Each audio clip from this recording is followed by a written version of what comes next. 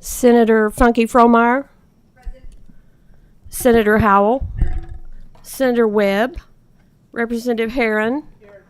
Representative Petrie. Here. Representative Thomas. Co-Chair Girdler. Here. Chair Gordon. Here. Fraser Gordon, I'm sorry. Here. We do have a quorum. We'll begin with the approval of the minutes. Do I have a motion and a second to approve the minutes from the March 29th meeting? Motion by Senator Funky Fromeyer and a second by Senator Howe. Does any member object? The minutes are approved. Jenny will now report the information items. Pursuant to KRS 26A 168.1, KRS 45.793, and KRS 45.818, the Administrative Office of the Courts, the Finance and Administration Cabinet with the Commonwealth Office of Technology reporting independently, and post-secondary institutions managing their own capital construction under KRS 164A.580 transmitted quarterly capital project status reports. Pursuant to KRS 45.765, UK reported 2 federally funded equipment purchases. Pursuant to KRS 45.766, UK reported its intent to change funding sources for a project. Pursuant to KRS 45.812, subsection 1, 5 school districts, none of which needed an additional tax levy to pay debt service, reported upcoming debt issues to finance new projects. Those school districts were Owensboro Independent, Greene County, Marion County, Pulaski County, and Taylor County. And pursuant to KRS 45A.182, UK reported its intent to use alternative construction contracting project delivery methods for 3 projects. Okay, thank you very much. Elizabeth Baker is here to present on agenda item 4, the project report from the University of Kentucky. Ms. Baker, would you please begin?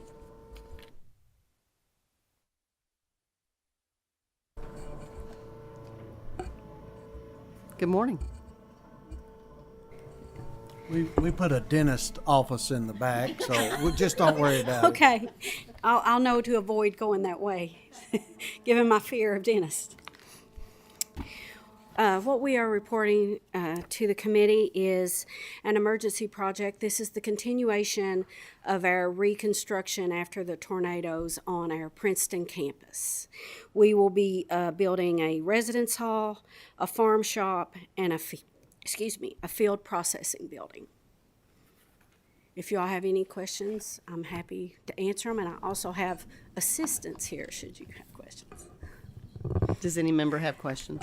Senator Funky Fromeyer. I was amazed at the space. How many acres is this? I am sorry, I do not know the answer, but Chris may. When I saw that it was approximately 10 million, I was curious about the space and then the processing. You mean how much square footage we're going to be rebuilding? No, I saw that, but and that is all encompassed within what sort of a space, acreage-wise? It looks enormous. Yes, Senator, first of all, my name is Chris Crumrine. I'm the Director of Government Affairs for the UK College of Ag, Food and Environment. Thank you very much for your question, Senator. The exact acreage of the Princeton farm I do not have. The extent of the damage and the high dollar value is largely driven by the fact that the main grain and forage center at Princeton, which we opened just about 4 years ago, so it had been opened 2 years prior to the tornado, received a direct hit and was a total loss, along with about 38 other buildings on the research farm. So it was extensive in its physical infrastructure impact, as well as the size and scope of the farm. Yeah. But I'm happy to share with you once I can get the exact acreage of our Princeton Research Center farm. And just the follow-up question? Yes. And then when I look at that spend, what's the intended output? Is there financial output that actually then flows back into the balance sheet as income in some way? And that might just be my interest in understanding kind of the big picture of the project. Absolutely. Thank you. Just to back up 1 minute, in terms of the financial operations of the facility, there are several sources, including state and federal funds, that operate our research enterprise in the College of Ag. There are certain fees for service that we provide and run through Princeton, as well as other extension offices around the state, primarily soil sample testing. Those soil samples are tested in Princeton. They're also tested back on the main College of Ag campus. And there's a fee for service depending on the county. It's not standardized across all of our counties, but that would be an example of a particular revenue stream that comes in through that farm. Other revenue streams are grant dollars provided through private partners who are doing research on our farm, Kentucky Corn Growers, Soybean Association being some examples of that, as well as federal grant dollars. Representative Thomas? Yes, appreciate y'all being here and starting work on this. This isn't my district, so right down the road from where I live. And you're right, it was a devastating blow that hit there, and such a beautiful building. Are the plans kind of to, especially the main building there with the kind of auditorium and everything, is that something similar to what's going to be erected again or so, or are the plans already drawn? The plans are in the process of being okay. drawn. We're coming up on a bid date, so the design is still underway. But the intention, as was announced very quickly by President Capilouto following the destruction of Princeton, was a full commitment to rebuild. In terms of the main building, yes, auditorium, community space, restoring that as well as the labs, and then finding opportunities certainly within the bounds that insurance will let us, as well as other support that we're receiving. We're trying to find efficiencies in how we rebuild. But the full intention is to return to scale, as well as where we can find new efficiencies. And I'm assuming they will make known to the public for come see plans or ribbon cuttings or dirt turning and stuff like that too. So. Yes, sir. Representative Thomas, we've worked closely to keep the stakeholders in the region across the state who were part of the original construction, as well as who are deeply engaged with the activity on the farm up to date on what we're doing. And I'll share with this committee, we do have a corn and soybean field day coming up at the end of July that we look forward to inviting folks to. So keep an eye out for that. All right. Thank you. Senator Howe? Yeah, can I just have a follow-up on that? Thank you for all the work that you've done on this. And just for the edification, and Senator Frommeyer, I'd be happy to talk with you about this more and kind of give you background on it. But it's my understanding that in response to Representative Thomas's question, it's not that we're building back, we're building better.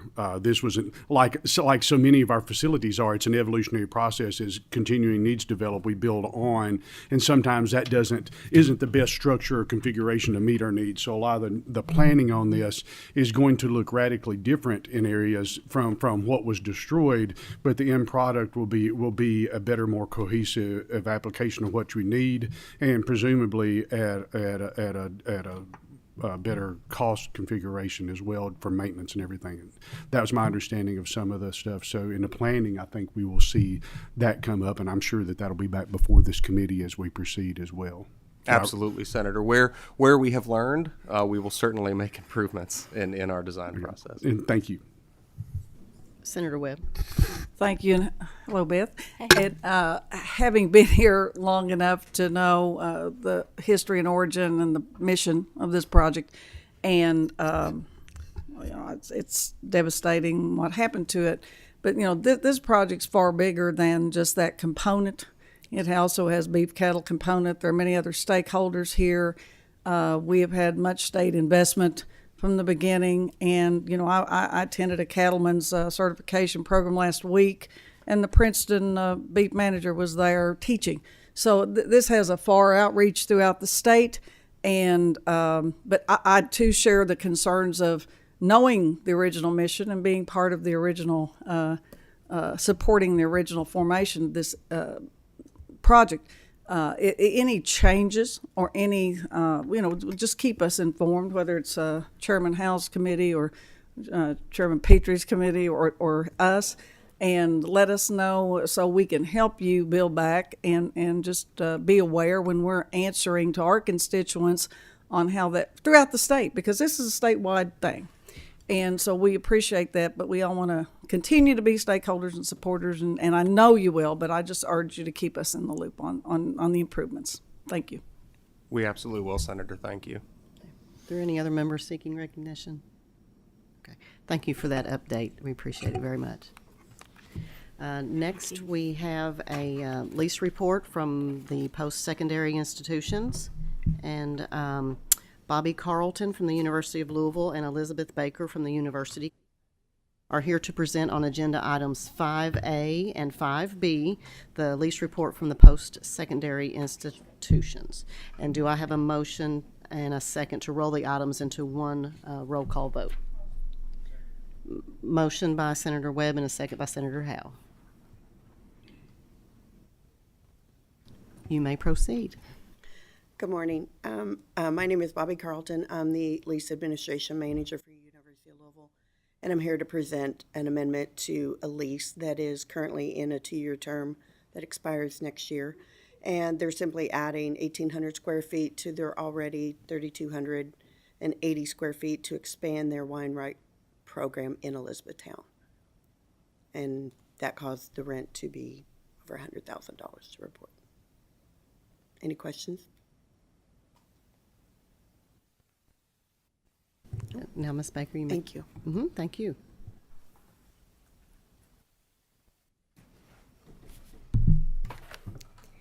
Good afternoon again, or good morning. I'm used to being here in the afternoon. I have 4 leases. All of those are for UK Healthcare. The first lease is in Georgetown. It is for our Family and Community Medicine Clinic. It is for 9,000 square feet for $252,053.48 a year. The other 3 leases will all be at our Turfling Clinic. The first one is for our Urgent Care Clinic. It is for 3,700 square feet for $117,327 a year. The second one is for our Plastic and Reconstructive Surgery Outpatient Program. It is for 8,900 square feet for $282,219 a year.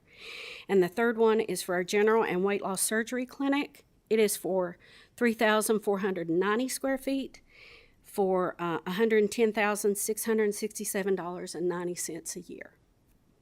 Are there any questions for Ms. Baker?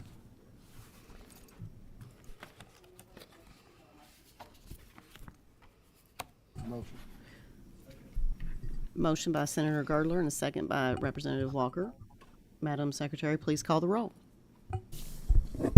Senator Funky Fromeyer.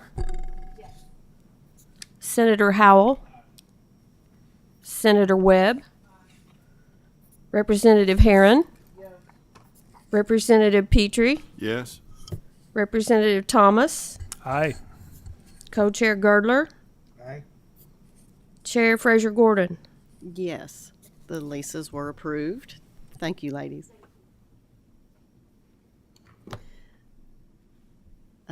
Next, Janice Thomas, sorry about that, is here to present on agenda item number 6, the project report from the Finance and Administration Cabinet. Do I have a motion and a second to roll the new projects and the appropriation increase into one roll call vote? Motion by Senator Howe, second by Senator Webb. Does any member object? Okay, and I understand additional agency officials are available to answer questions after testimony. Ms. Thomas, please begin with the new projects and appropriation increase, and after we vote, you may continue with the non-action items. Okay, thank you very much. Good morning. My name is Janice Thomas, Deputy State Budget Director. In accordance with the provisions of KRS 45750 through 45800, I'm presenting 11 projects today, and I'll present in the order as you stated on the agenda, starting with the 4 action items. And thank you for rolling those together.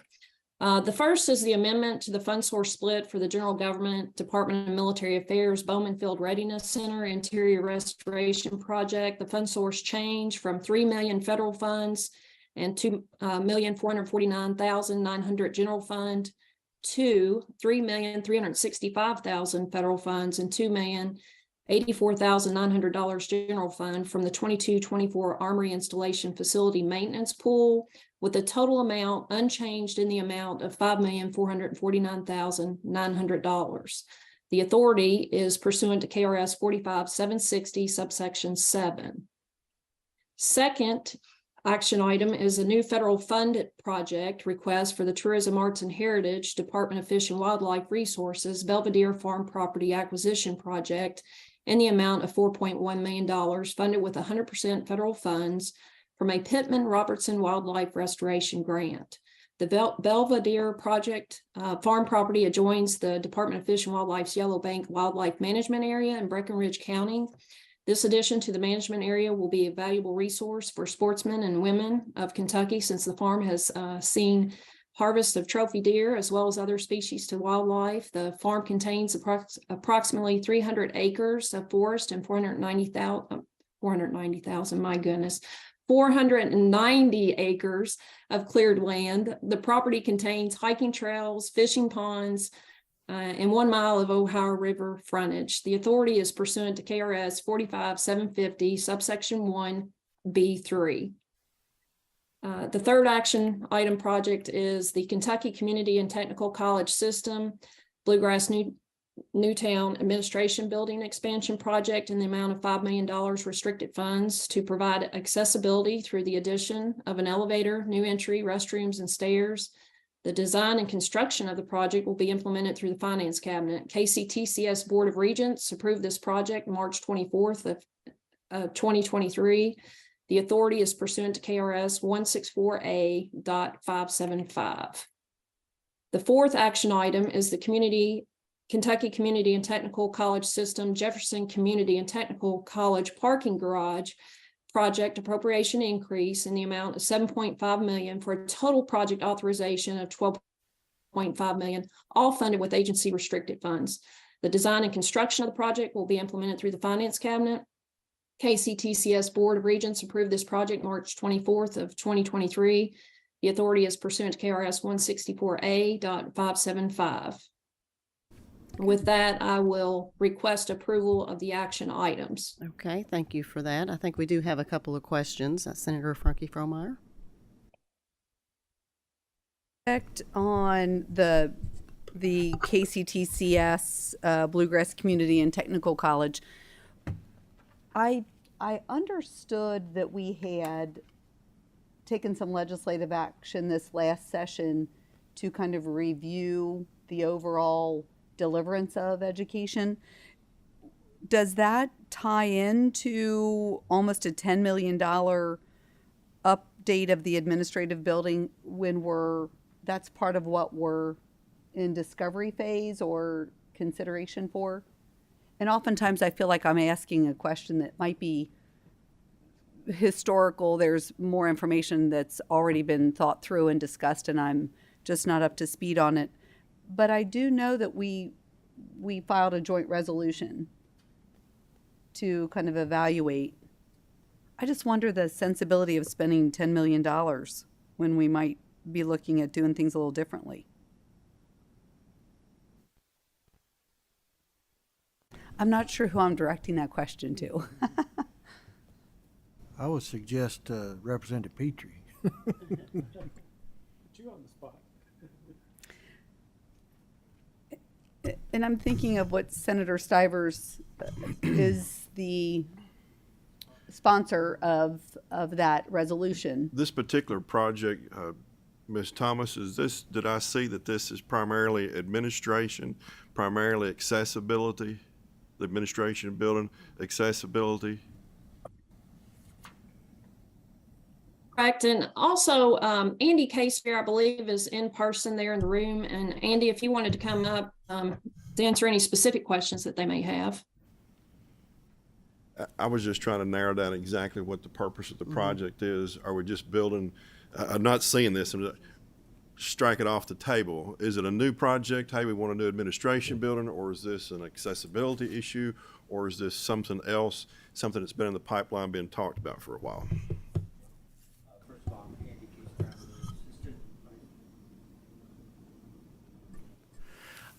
First of all, I'm Andy Casefair. I'm the Assistant Vice President for Facilities and Support Services for KCTCS.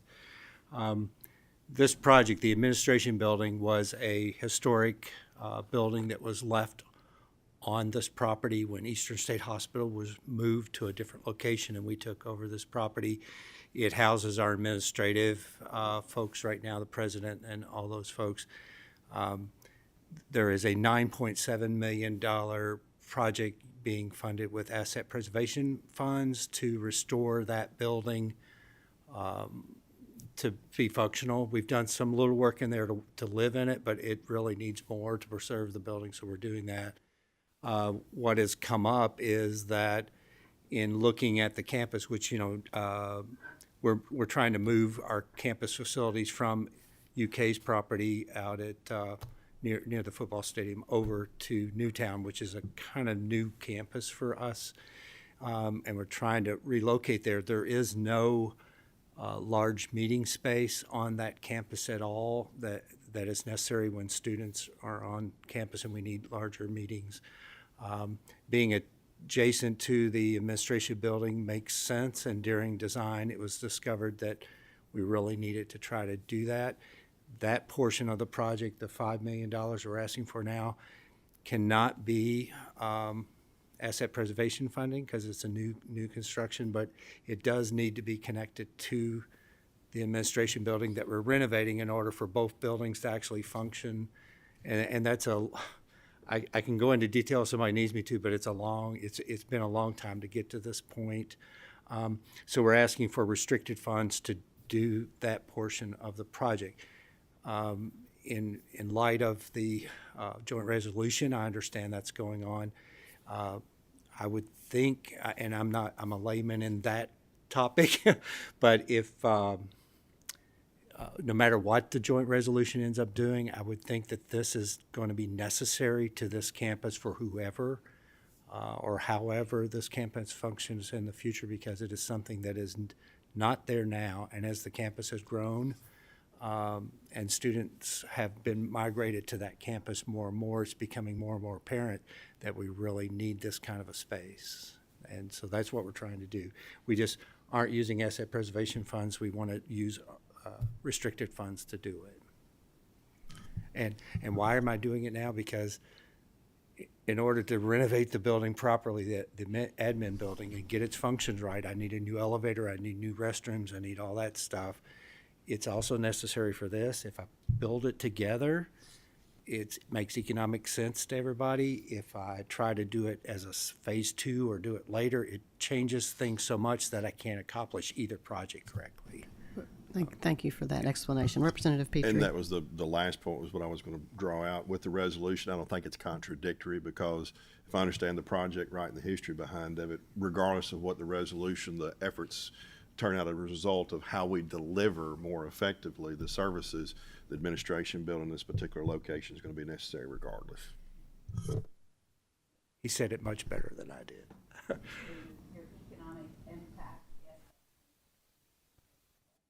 Okay. Thank you. Senator Webb? And just when we made the deal to transition, the swap or whatever you want to call it, we anticipated there would be transition issues arise to better, and we hoped that in doing this, it would expand enrollment and provide a better service. And I think we anticipated some of these issues because it was a good deal, but not an ideal transitional space. So yes, I support the project, and I think I appreciate the way that you're looking at it. So yes, ma'am. I was actually involved in the original project to move Eastern State off of when I was with finance. So yeah, this project is a long term. I mean, we're in our 15th year now, and the needs of the students as we do develop this campus become more and more apparent, and it just. We actually tried to find if there's any way to do these two things separately and wait on this part of the project, but it really, if I don't do it together, we'll end up spending a whole lot more money and not achieving either project very well. So, okay, thank you for that. Seeing no further questions, do I have a motion and a second to approve the new projects and appropriation increase? Motion by Representative Herron, second by Representative Thomas. We have a motion and a second. Madam Secretary, please call the roll. Senator Funky Fromeyer. Aye. Senator Howell. Aye. Senator Webb. Representative Herron. Yes. Representative Petrie. Yes. Representative Thomas. Aye. Co-Chair Girdler. Aye. Chair Fraser Gordon. Yes. The new projects and appropriation increase were approved. Ms. Thomas, please proceed with the items that do not require action by the committee. Thank you so much. The next two projects that I'm reporting are the emergency repair, maintenance, and replacement projects as follows. The Justice and Public Safety Cabinet, Department of Corrections, Green River Correctional Complex, referred to as GRCC, Fire Building K Powerhouse Project, in the amount of $1,142,000, funded with restricted funds and insurance proceeds. I will say that the $5,000 deductible will be the restricted funds, and the rest will fall to the insurance proceeds. An electrical fire caught due to a faulty gear switch, destroying all the electrical components in the K building, also known as the powerhouse. GRC has been using a lease generator to power the facility. This project is to replace, upgrade, and relocate all the damaged, destroyed electrical components and bring up to current electrical code. These components include all transformers, switch gears, pumps, motors, electrical conduits, and miscellaneous wiring to the building. Immediate need for emergency repair for this electrical system upgrade is critical to provide adequate security and safety of the institutional operations. The authority is pursuant to 45.750 subsection 1G and 45.780. The second of the emergency projects is the Tourism, Arts, and Heritage Cabinet, Department of Parks, General Butler, Lodge freeze damage repairs, located in Carrollton, Kentucky, in the amount of $1.5 million, funded with insurance proceeds. Due to excessively cold temperatures in December, the fire protection water line froze in the attic area of the General Butler State Park Lodge, resulting in water damage to a majority of rooms and entire guest wing. Repairs will include replacing walls, finishes on the affected ceilings, floors, insulation, electrical, and mechanical systems. This is also pursuant to KRS 45.750, subsection 1G and 45.780. The next is the reporting of the medical equipment in excess of $200,000 for the Cabinet for Health and Family Services, Department for Public Health, Clear DX Platform Instrument Project, appropriation in the amount of $392,538 for the purchase of a Clear DX Platform instrument. The purchase was originally reported in April of 2022 in the amount of $307,600. The costs increased due to additional sequencers, training, software, and licenses.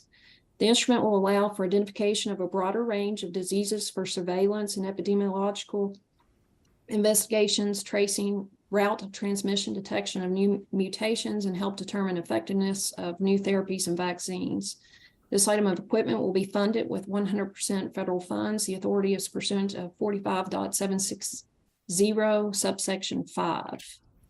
And last is the reporting of 4 pool projects in excess of $1 million pursuant to House Bill 1, Part 2, subsection 4 of the 22 regular session. The first of the 4 is the Cabinet for Health and Family Services, Behavioral Health, Development, and Intellectual Disabilities Repair Replace Water Tower Project in the amount of $1,122,400 and is funded from the 2022 maintenance pool. This project will repair and replace the water tower at Outwood facility. The existing water tower was constructed in 1926. It has had several structural and safety issues. The tower provides fire prevention for the entire Outwood campus. The second pool project is the Tourism, Arts, and Heritage State Fair Board. And actually there's 3, the next 3 projects and the final 3 projects are with the State Fair Board. The first of the fair boards is the Kentucky Exposition Center Freedom Hall Acoustic Project in the amount of $2 million. Funded with bond funded 2022 and 2024 maintenance pool. This project will include installation of acoustic ceiling panels and grid to address sound issues in Freedom Hall. The previous panels were removed due to structural issues, and temporary speakers have been used to address these issues for the past 2 years. The new acoustic ceiling panels will reflect sound from existing speakers to negate the need for temporary speakers, which are expensive and do not fully mitigate the problem. The next State Fair Board project is Kentucky Exposition Center gate replacements in the amount of $9 million funded from the bond-funded 2022-24 maintenance pool.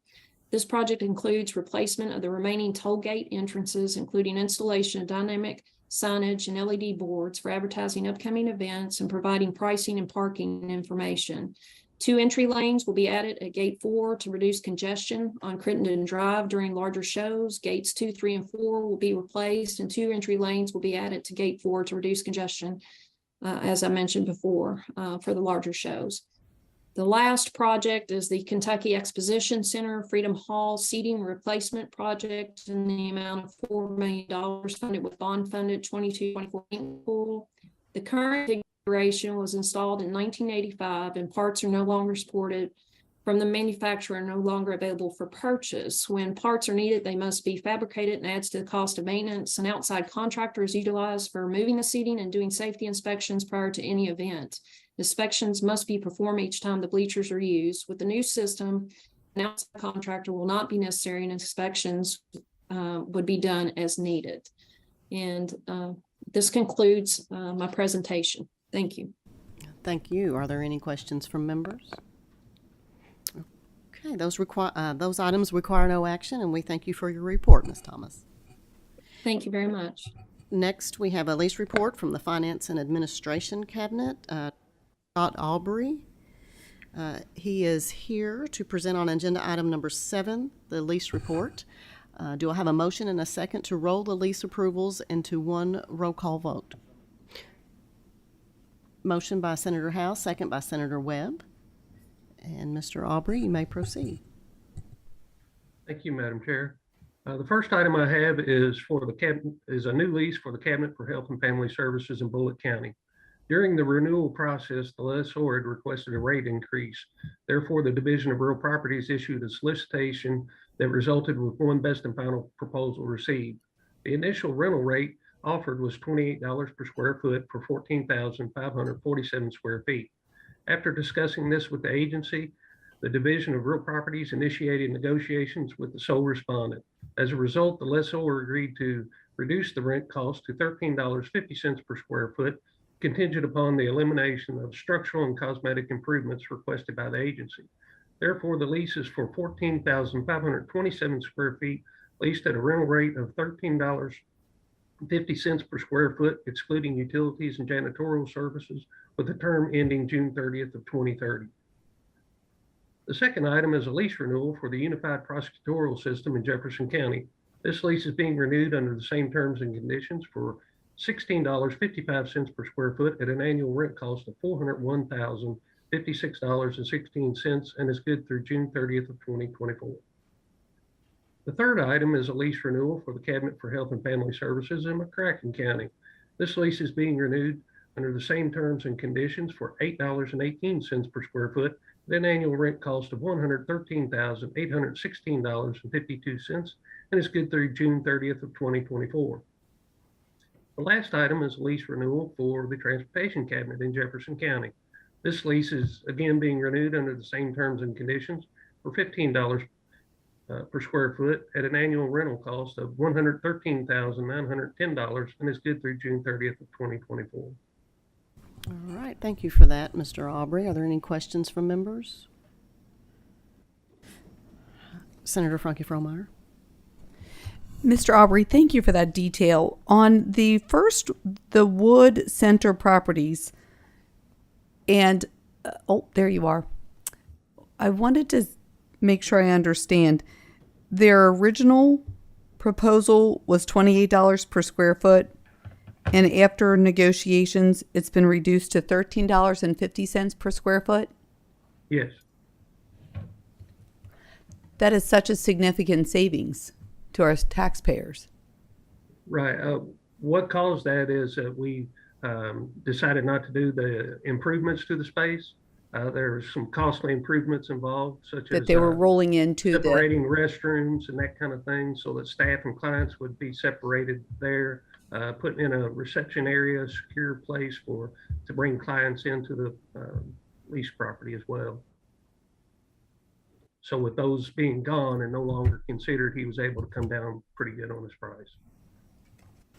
Is that a normal practice to review these leases and perhaps provide some further negotiation or further understanding? And I ask that. We only get one response. Okay.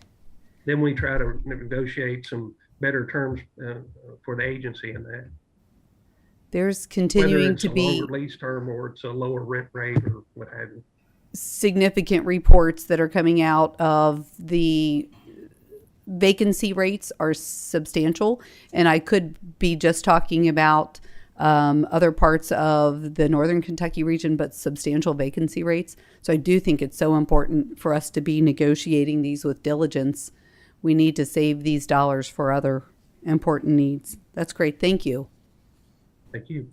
All right, seeing no further questions, we'll have a motion and a second to approve the lease renewals. So moved. Motion by Representative Thomas and a second by Senator Howe. Madam Secretary, please call the roll. Senator Funky Fromeyer. Senator Howell.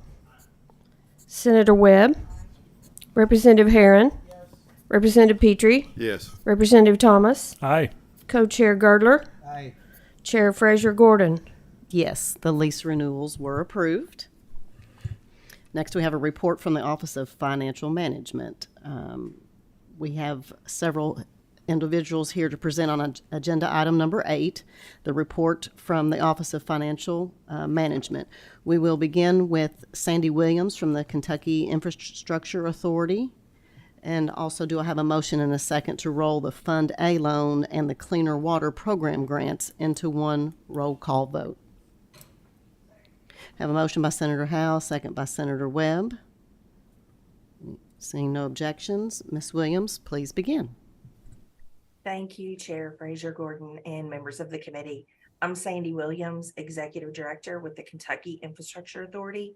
Pursuant to KRS 224A-100, the authority will present one loan and 9 grants for the committee's review today. First, the City of Lebanon's Fund A Clean Water State Revolving Fund loan in the amount of $7,660,000 is for their wastewater treatment plant and sewer system improvements project. This project includes replacing existing aerators and a mechanical bar screen. A second redundant screen will also be installed. The project also involves installation of a new oxidation ditch, clarifier, and digester to increase plant capacity from 3 million gallons per day to 3.75 million gallons per day.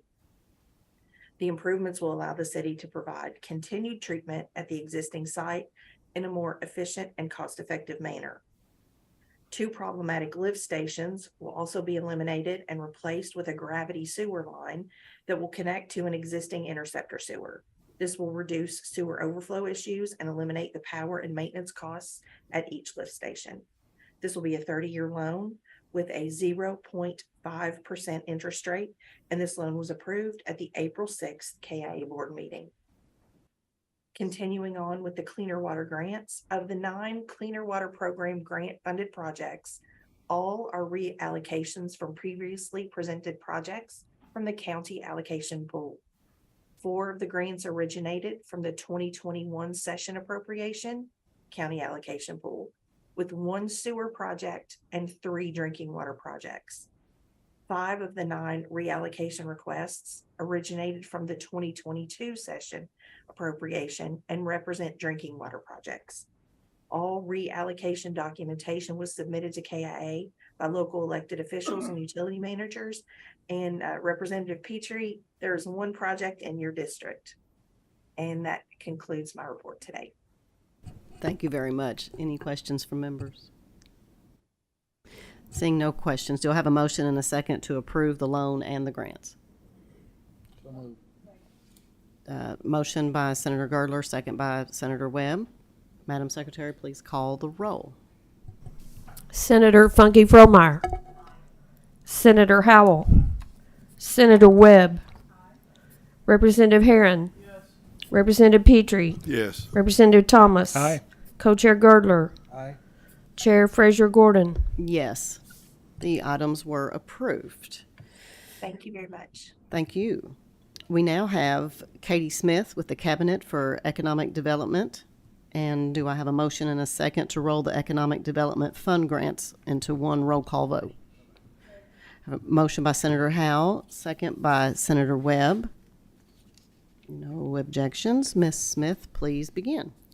Good morning. I'm Katie Smith. I'm the Deputy Secretary of the Cabinet for Economic Development, and I'm here today to present the first of our Kentucky Product Development Initiative rounds of grants. So we do thank you all and the governor for appropriating $100 million to this very important program to help us with putting in infrastructure improvements in sites that could lead to potential economic development projects.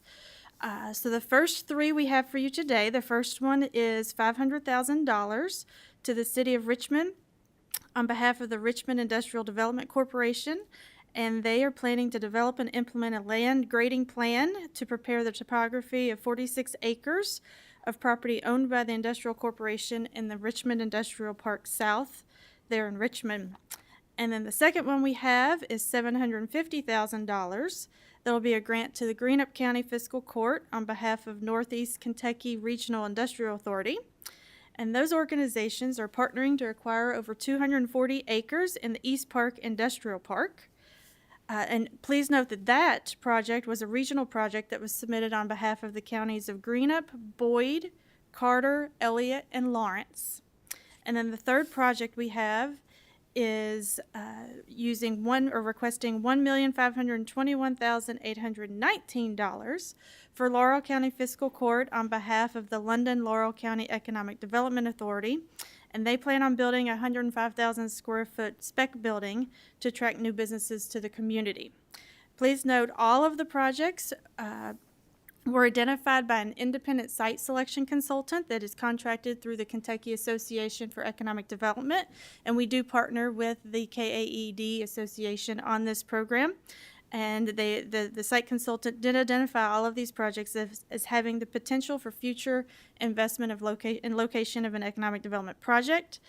Under the terms of the agreements for all of them, funds will be dispersed on a reimbursement basis after we have received documentation and invoices, proof of evidence of the infrastructure improvements. The projects were recommended by the Secretary of the Cabinet for Economic Development, incurred by the Finance Secretary according to statute, and then the Kentucky Economic Development Finance Authority approved each of the projects at its meeting on March 30th, and the State Property and Buildings Commission approved the projects at its meeting on April 18th, and we respectfully request approval of these three projects today. Very good. This is certainly exciting. Yes, it is. Mm-hmm. Does any member have questions? Representative Petrie. Thank you, and thank you. Very, very good. So these are the first three of the first round. First three of the first round, yes, sir. And if I heard you right, there was $100 million appropriation put into the PDI program. Correct. And this is well below $100 million. You want to know our stats so far? We're going to have a lot more coming, hopefully. We are. We had 54 applications recommended that are in the due diligence process right now to the cabinet, and those totaled 34 million roundabout. And so we have been marketing round two, and we did a webinar on March 30th, and we have information available on our website with the request for letters of intent due April 28th, I believe is the date. Applications for round two are due June 23rd. And right now we're marketing, we have at least $66 million available.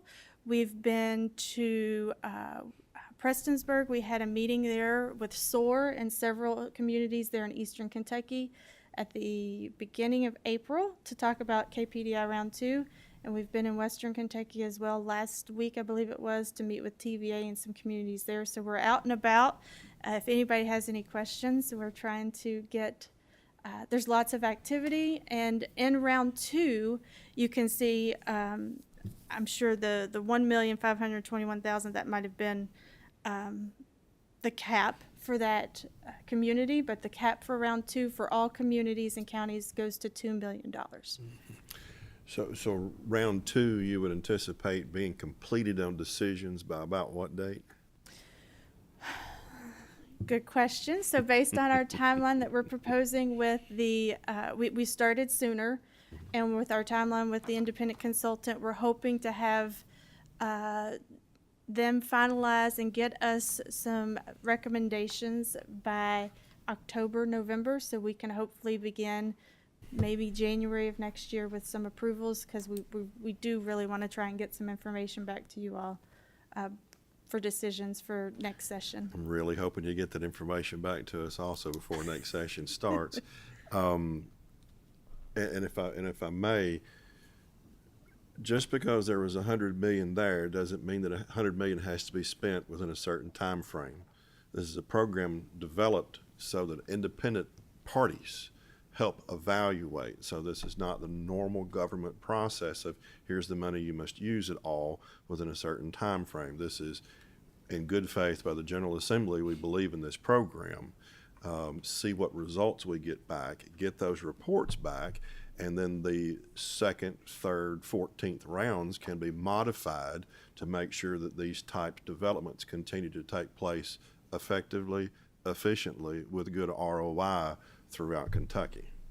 That is correct. Now, with each round, when we do these approvals, so with round ones, we do put in requirements that they have to have all of the requests for disbursements by September 30th of 2024, and all funds have to be dispersed by our cabinet by December 31st of 2024, and that's because we want projects that are needing to move now, not 3 years from now. If it's 3 years from now, then please wait 3 years before you apply, to give others that are ready to move now that opportunity, because we need to get the investments now. Thank you. Thank you. Thank you. Seeing no further questions, do I have a motion and a second to approve the grants? Motion by Senator Howe and a second by Senator Webb. Madam Secretary, please call the roll. Senator Funky Fromeyer. Senator Howell. Senator Webb. Representative Herron. Representative Petrie. Yes. Representative Thomas. Aye. Co-Chair Girdler.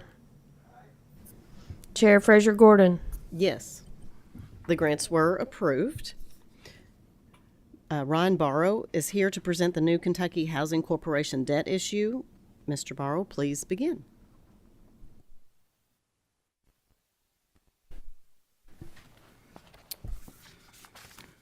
Thank you. Ryan Bear with the Office of Financial Management. The first item for consideration today is a Kentucky Housing Conduit transaction. This is 80 units located in Louisville, Kentucky. Estimated sale will be sometime this summer of 2023. Anticipated net proceeds, $15 million on north of $27 million project. Do want to say there is no extension of credit of the Commonwealth or the corporation. This is a liability of the private developer.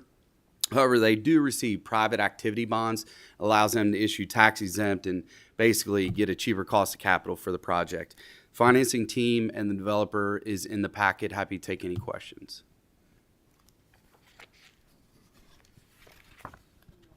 Seeing no questions, do I have a motion and a second to approve the new debt issue? Motion. Have a motion by Senator Girdler, a second by Representative Thomas. Madam Secretary, please call the roll. Senator Funky Fromeyer. Senator Howell. Senator Webb. Representative Herron. Representative Petrie. Yes. Representative Thomas. Aye. Co-Chair Girdler. Aye. Chair Fraser Gordon. Yes, the debt issue was approved. Mr. Barrow is now going to present the Kentucky Asset Liability Commission project note, and you may begin. Yes, it's happy to present refunding. I thought it would be a little longer, but we do have an asset and liability ALCO, we call it, Federal Highway Trust Fund. So basically the federal portion of the gas tax that you pay at the pump goes to service this debt. Originally, this is for refunding of the 2013 notes. That project was a minor portion of the funding for the Louisville Bridge.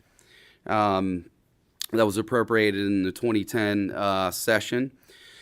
There is an estimated net savings of $1.8 million with 3.28% savings percentage. That's kind of a more normal in my career, but definitely a lot lower than we've seen in the last decade of historically low interest rates. But it is a material amount of savings that we are pursuing in a volatile market. So obviously subject to market conditions. It is a current call, and that's why we can do the refunding now. Basically, at our discretion, within 90 days of the call date, we can bring that paper back from investors and reissue at a lower interest rate. It is a competitive transaction. It's a little unique, and that's due to the small size. for a Commonwealth transaction. And there's the financing team is in the packet and happy to take any questions on this refunding. Okay, seeing no questions, do I have a motion and a second to So approve? moved. Motion by Representative Petrie, second by Senator Howe. Madam Secretary, please call the roll. Senator Funky Fromeyer. Aye. Senator Howell. Senator Webb. Representative Herron. Yes. Representative Petrie. Yes. Representative Thomas. Aye. Co-Chair Girdler. Aye. Chair Fraser Gordon. Yes, the debt issue was approved. Mr. Merrill is here now to present the school district debt issues with the SFCC participation, which will require action. And do I have a motion and a second to roll them into one roll call vote? Motion by Senator Howe, second by Senator Webb. Seeing no objections, Mr. Merrill, please begin. Thank you very much. If I may just present these in kind of two different categories. There are 5 new issues, new money transactions for various projects in the school districts.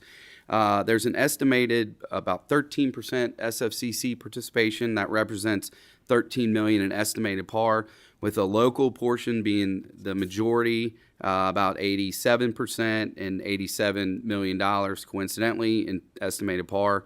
There's no tax increase necessary to finance any of these projects.